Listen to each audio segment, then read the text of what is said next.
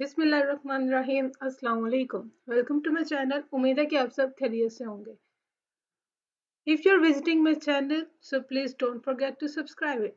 Okay, हमने start किया हुआ फॉर्मल लॉजिक लेक्चर्स की एक प्लेलिस्ट इन उर्दू हिंदी। हमारे 6 लेक्चर कंप्लीट हो गए हैं। आज हमारा लेक्चर नंबर 7। आज हमने डिस्कस करना है types of arguments. Types of arguments arguments तो हमें क्लियर है ना क्या होता है, हमने प्रीवियस लेक्चर में देख लिया। आर्ग्यूमेंट्स क्या होता है जिसमें प्रीमिसेस और कंक्लूजन मौजूद हो। अब देखते हैं अब इसके टाइप्स में क्या है, इंडक्टिव आर्ग्यूमेंट और डिडक्टिव आर्ग्यूमेंट। आज के लेक्चर में हम डिस्कस करेंगे इंडक्टिव आर्ग्यूमेंट। इंडक्टिव आर्ग्यूमेंट क्या होता है? इंडक्टिव आर्ग्यूमेंट में हम पर्टिकुलर या फिर स्पेसिफिक से जनरल की तरफ जाते हैं। अब देखें, आप ना इंडक्टिव से एक बात को ज़हन में रखें। आप ना न्यूटन का लॉ याद रखें। इंडक्टिव में न्यूटन ने क्या देखा था? न्यूटन ने ये देखा था ना कि जो सेब है वो दरख्त से गिरा, ज़मीन की तरफ गिरा। ये उसने एक ऑब्जर्वेशन की थी। उसके बाद उसने मुख्तलिफ चीज़ें गिराई और उसने क्या कंक्लूजन निकाला कि जितनी भी चीज़ें ऊपर से गिरती हैं वो ज़मीन की तरफ जाती हैं। उसने फिर क्या निकाला? Law of gravity. उसने पहले स्पेसिफिक बात की, सेब के बारे में बात की, फिर उसने मुख्तलिफ चीज़ें गिरा के देखा। फिर वो क्या कंक्लूजन पे निकला कि जितनी भी चीज़ें वो ज़मीन पे गिरेंगी। अब ये देखें, Ali is a mortal, Ali mortal है। Tahir is a mortal, Rizwan is a mortal, all men are mortal। अब सबसे पहले हम देख लेते हैं स्पेसिफिक और जनरल है क्या।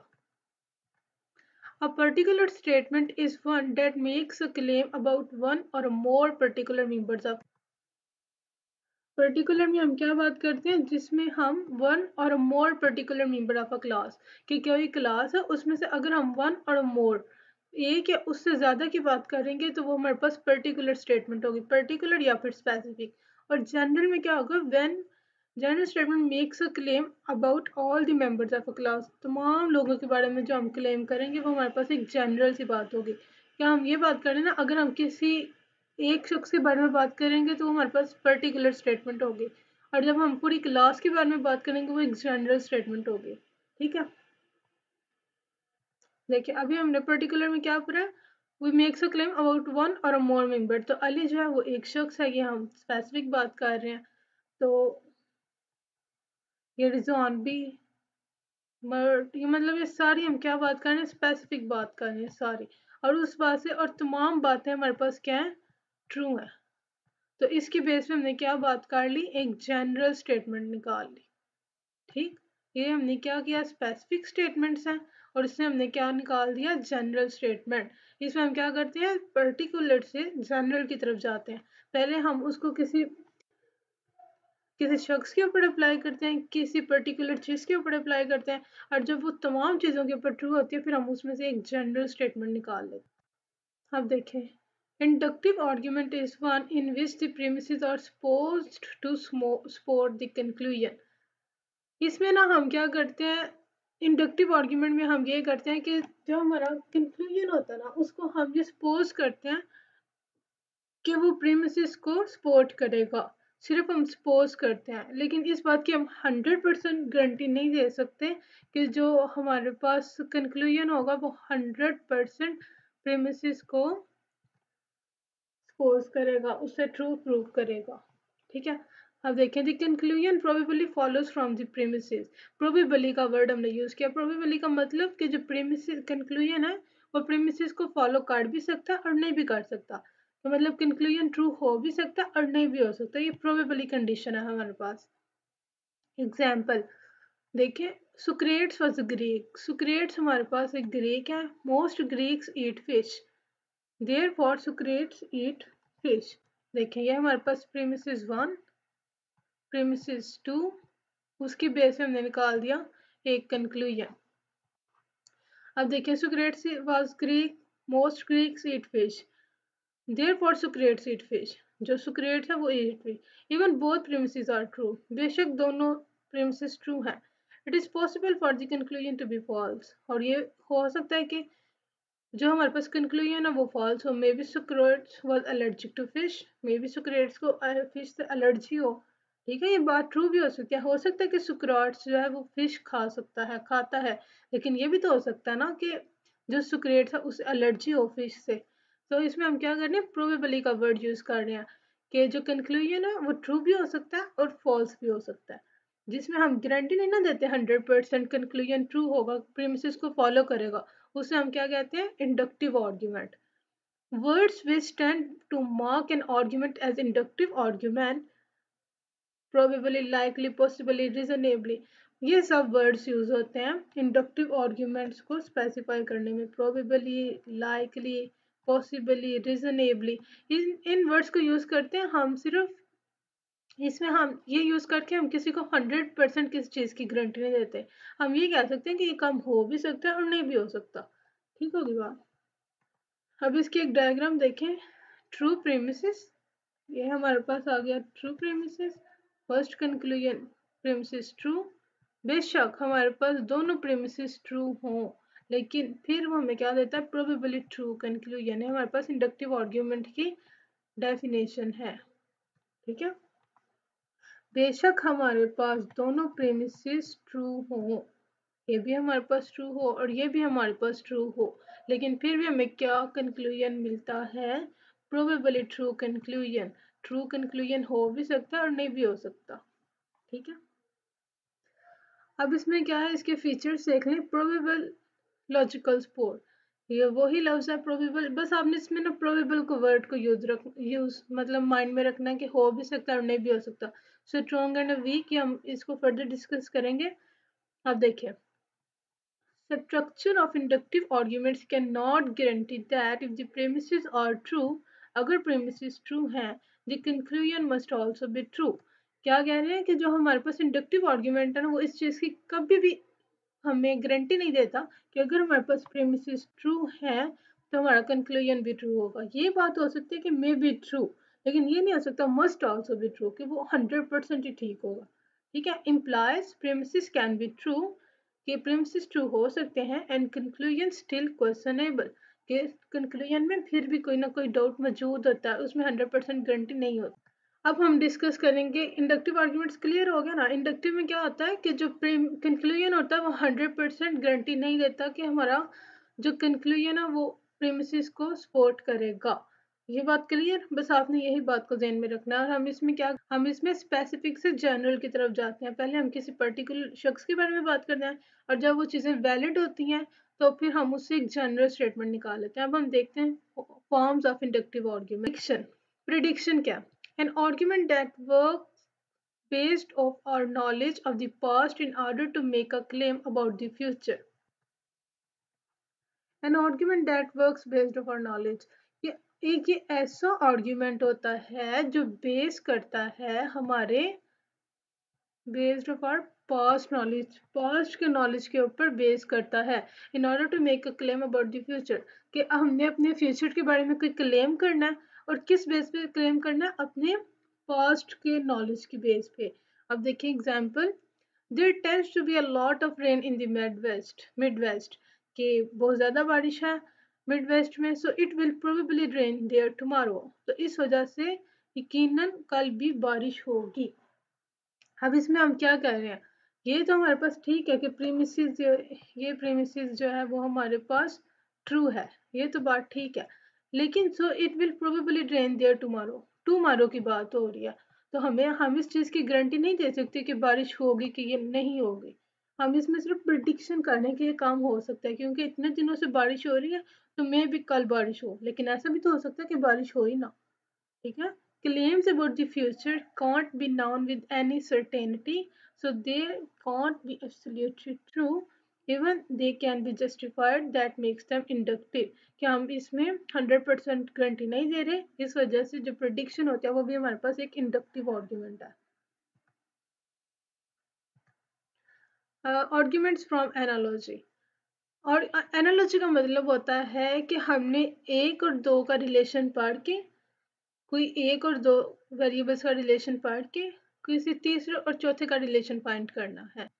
कि देखें, हमने एक और दो का रिलेशन पढ़ के तो किसी तीसरे और चौथे का रिलेशन बताना होता है। अब देखें 4 और 2 है, तो इसमें देखें, अब हमने क्या करना है, इन दो का रिलेशन पढ़ा है तो उसकी बेस पे हम बताएंगे कि यहाँ पे क्या आएगा। जब हमने एक और दो का रिलेशन पढ़ लिया तो उसकी बेस पे हमने तीसरे और चौथे का रिलेशन बताना होता है। ये हमारे पास एनालॉजी होती है। अब देखते हैं, depends on the existence of an analogy और similarity between two separate things. हम इसमें क्या करते हैं, दो सेपरेट चीज़ों के दरमियान ना एक रिलेशन बनाने की कोशिश करते हैं। एग्जाम्पल देखें, my Honda gets good gas mileage मेरी, और so it follows that Jones Honda also gets good gas mileage. अब हमने क्या किया, दो सेपरेट चीज़ों के दरमियान हमने एक सिमिलैरिटी बनाने की कोशिश किया। एक ये चीज़ है और एक चीज़ है, और इनके दरमियान हमने क्या बनाने की कोशिश की है, similarity. The truth of an argument like this is based on chance, so that chance makes it an inductive argument। ये इस चीज़ का चांस है इसमें कि ये काम हो भी सकता है, कि अगर कोई काम हमारे साथ, कोई चीज़ हमारे साथ हो रही है तो ऐसा हो भी सकता है कि ये काम दूसरे के साथ हो, लेकिन ऐसा हो सकता है वो काम दूसरे के साथ ना हो। इसमें क्या आता है, चांस आता है। चांस है, ये काम हो भी सकता है और नहीं भी हो सकता। और ये जो चांस है ना, ये इसे क्या बनाता है, इंडक्टिव आर्गुमेंट। ठीक है। अब देखें generalization, an argument that is applied to a whole group based on knowledge gained from a small group of people। इसमें हम क्या करते हैं कि हमने कोई नॉलेज गेन किया, स्मॉल सैंपल ऑफ पीपल, किसी एक छोटे से ग्रुप से हमने कोई इंफॉर्मेशन गेन किया, कोई नॉलेज गेन किया, और उसे हमने अप्लाई कर दिया होल ग्रुप के ऊपर, सब लोगों पे अप्लाई कर दिया है। अब देखें इसकी example, 5 out of 10 people in Alice said they support abortion, so I can say that half of Athens supports abortion। इसमें हमने क्या किया है, इसमें हमने स्मॉल सैंपल 5 लोगों से बात की, एक 5 लोगों का हमने सैंपल लिया और उसकी बेस पे हमने क्या कर दिया, हाफ के ऊपर, हो मतलब ग्रुप के ऊपर हमने ये चीज़ अप्लाई कर दी कि अगर सैंपल उससे सपोर्ट कर रहा है तो उसका जो ग्रुप है वो भी उसे सपोर्ट करेगा। अब सेकंड एग्जांपल देखें, 3 origins selected from a crate were especially tasty and juicy। 3 origins हमने क्रेट में से सिलेक्ट किया, वो टेस्टी थे and juicy, so all the origins from the crate are specially tasty और जूसी। इसमें भी हमने क्या किया, हमने 3 स्मॉल ग्रुप से डाटा लिया, इंफॉर्मेशन गेन की, और उसको हमने क्या कर दिया, ऑल पीपल्स के ऊपर हमने उसे अप्लाई कर दिया। अब देखें, statistical data is not always correct, so the truth of this form of argument cannot be made certain, it remains only probable। देखें, अगर हमने 3 माल्टे किसी क्रेट में से ली हैं, अगर वो टेस्टी एंड जूसी है तो इस चीज़ की तो कोई गारंटी नहीं है ना कि जितने भी माल्टे हमारे पास क्रेट में मौजूद होंगे वो टेस्टी और जूसी होंगे, कोई माल्टा ख़राब भी हो सकता है। इस वजह से ये भी हमारे पास क्या है, इंडक्टिव आर्ग्यूमेंट। ठीक है, क्योंकि कंक्लूजन जो है वो प्रोबेबल ट्रू और फॉल्स, ट्रू भी हो सकता है और फॉल्स भी हो सकता है। अब argument from authority, an argument that concludes something is true because an expert said it. अब एक ऐसा आर्ग्यूमेंट जो उसे हम ट्रू कंसीडर करते हैं क्योंकि किसी एक्सपर्ट ने उसे कहा होता है कि वो ट्रू है, कि कोई चीज़ है उसको हमने किसी एक्सपर्ट ने कह दिया कि ये काम ठीक है, तो हम कह देते हैं अच्छा फिर ये ठीक हो गया, मतलब एक्सपर्ट के बेस पे हम कोई आर्ग्यूमेंट को ट्रू कंसीडर करते हैं।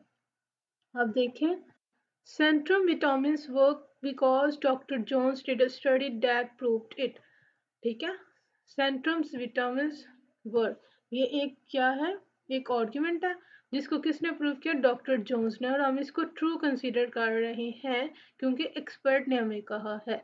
और this type of argument is only true with probability, ये भी हमारे पास प्रोबेबिलिटी के साथ ट्रू होता है क्योंकि डॉक्टर किस बेस पे हमें कहता है, उसने स्टडी किया ना उसके ऊपर कि ये काम ठीक है। और ये बात हो सकती है, since studies can be wrong और मिस्टेकन, ये बात हो सकती है कि उसने गलत मटेरियल सेलेक्ट कर लिया, उसने गलत रिसर्च कर लियो, कि जिस रिसर्च के ऊपर वो कह रहा है कि ये काम ठीक है, अगर उसकी वो रिसर्च गलत हो तो फिर तो आगे ना प्रोबेबिलिटी कि ये काम गलत भी हो सकता है, ठीक भी हो सकता है। ठीक है, इस वजह से हमारे पास कंक्लूजन जो है वो 100% नहीं है, ये भी इंडक्टिव आर्ग्यूमेंट है। Arguments based on science. Conclusion based on a knowledge gained from a sign about what the sign claims to mean।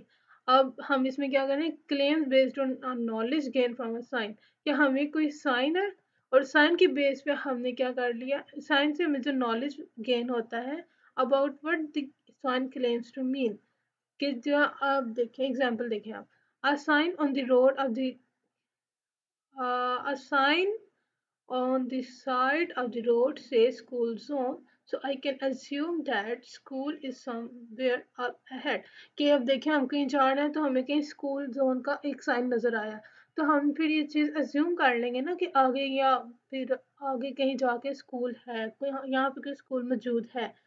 देखें this sign could have been move from somewhere else, ये भी हो सकता है कि उसको किसी और ने मूव करवाया हो कि हमने कहीं और जाना है, और it could simply be wrong, और ये गलत भी हो सकता है। ऐसा भी हो सकता है कि वहाँ पे सिर्फ किसी ने साइन ला के लगाया हो लेकिन वहाँ पे कोई स्कूल मौजूद ना हो, क्योंकि कोई शरारत भी तो कर सकता है ना। So it can be true with absolute certainty, it can't be true. तो इसमें भी हमारे पास क्या डाउट मौजूद है कि स्कूल हो भी सकता है और स्कूल नहीं भी हो सकता, और जब ये 100% गारंटी नहीं दे रहा तो इस वजह से ये क्या है, inductive argument. Have a causal inference. An argument that proceeds from a knowledge of a cause to claim about its effect, or vice versa, that knowledge of an effect can provide information about its cause. हम क्या करते हैं इसमें, हम क्या कहते हैं, argument that proceeds from a knowledge of a cause, कि हमारे पास कोई cause है और उस cause की बेस पे हमने क्या कर दिया, claim about its effect, उसके claim के बारे में, उसके effect के बारे में claim कर दिया। एग्जाम्पल देखें, I left soda in the freezer last night. मैंने क्या किया, लास्ट नाइट फ्रीजर में सोडा रख दिया। ये हमारे पास क्या है, कॉज। ठीक है, ये हमारे पास कॉज है।